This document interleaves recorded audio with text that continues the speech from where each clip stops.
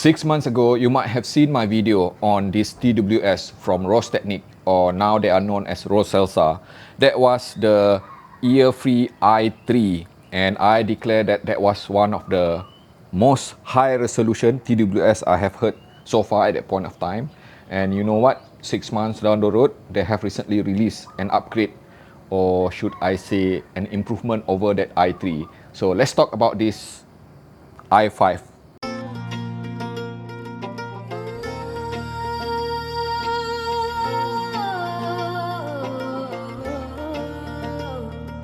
In a nutshell, this i5 here is pretty much very similar to the i3 which I have tested, and it is priced slightly higher now at $63 US. And what you're gonna get in return is pretty much, of course, the same cradle, the charging cradle, and of course the TWS itself here. Now, let's just have a look a moment at the build and the construction. As you can see here, it is pretty much still the same kind of design, which is pretty much common with many TWS you're gonna see in the market nowadays. So wearing it is just super easy, super comfortable, and the good thing is that even without ANC turn on, it is already sealing really well, because I am hearing that kind of submerged underwater kind of effect, and also at the same time comfort. You might be wondering what are the improvements offered by this i5 here over the i3, which I will talk a bit more after this. Battery endurance usage. I was able to use it for in around 7 to 8 hours, which is very impressive. Okay, considering that I was running on LDAC, high quality, and also running on tidal streaming. And the next one, perhaps the very best. This i5 now offers 48 dB of noise, active noise cancellation. 3 dB improvement over the i3, the previous version. And definitely, as you can see here, I'm walking around a busy street here. With my music turned off, I can barely hear any kind of ambient noises. In order to make full use of this i5 here, it is absolutely necessary, important to use this i5 with this app called ROSELink, which you can download in Google Play Store. And I think this is very important. You see here, once you set to noise cancelling, it will always memorize the setting, not like other TWS. When you get disconnected and you reconnect, you need to actually specify it. But here, the good thing is that the noise cancellation is already activated when connected, even without the app. One of the first improvement which I think this i5 has already offered over the previous i3 is that the Super Master EQ here. Now, as you can see here, you are provided with 4 different type of preset of equalizer.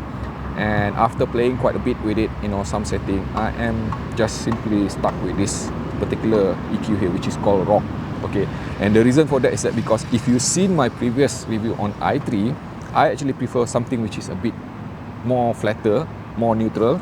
And yeah, true indeed, when I switch to hi-fi, this is the kind of sound which I would consider as less colored, with the kind of transparency which is needed for certain type of music, especially if you're listening to classical, jazz, or even, let's say, certain type of instrumental music. But since I listen a lot to rock and metal music, I have found that I just simply love this rock preset.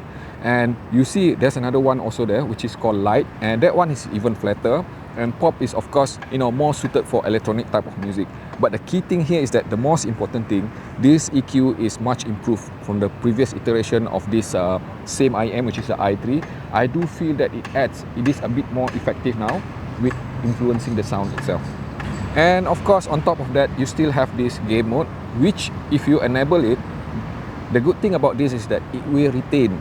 For example, if you are running on LDAC, okay, like me, always running on LDAC to ensure maximum near lossless kind of quality, it will not actually change the protocol to SBC or lower protocol. So you get to retain LDAC sort of quality, but you get improved latency. So for example, if you put it, let's say, a bit further from your pocket, then you get better latency, less likeliness for this thing to disconnect. But you do lose a bit of, let's say, quality by doing this game mode. And I do feel that it is only absolutely necessary if you need that spatial kind of improvement. Otherwise, just switch it off to enjoy music with the least amount of influencing from the game mode itself.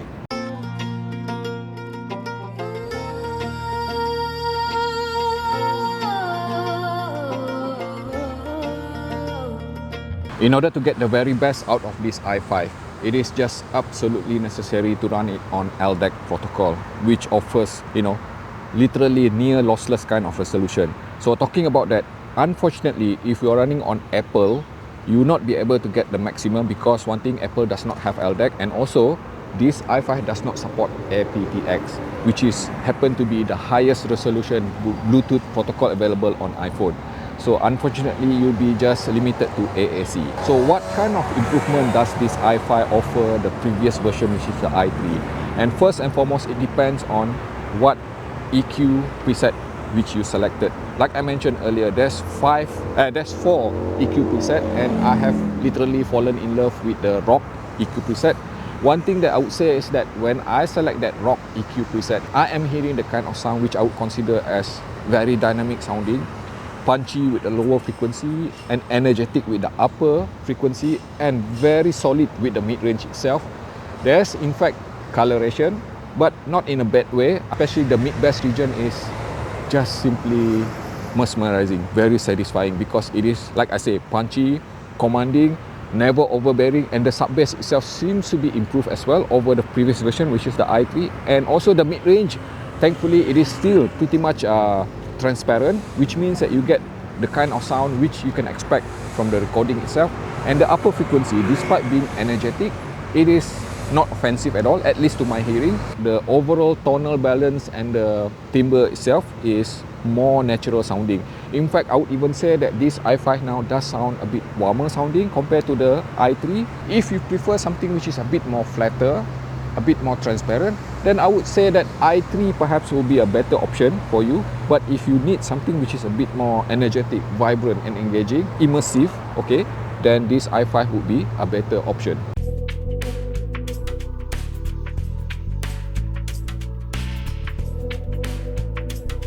My RØDE Wireless Pro microphone, which I normally use, and I have switched it off. What you're hearing right now is this i5 microphone, directly recorded to my OBS on my PC here. So you be the judge whether this sort of microphone is good or bad. Okay, test 1, 2, 3. Hello, hello, anybody home? With everything considered, so the big question is that, is this i5 here a worthy upgrade over an i3 if you already have it? And my short answer is yes, absolutely. I am hearing the kind of improvement which I mentioned earlier, being more dynamically better sounding, and of course a bit more colored, but in a good way. It is in fact something which I would consider as mature, yet as it is fun sounding as well. And if I were to compare it with some of the competition in the market with TWS, which is so many of them, by the way, so many good sounding, great sounding LDAC based TWS, this i5 definitely offer the sort of competition which I would consider as value for your money. Would I recommend this if you need TWS which is powerful, tunable, very good with active noise cancellation, and also wear factor, and also long battery life? Then just go for this Technics ROSELSA i5.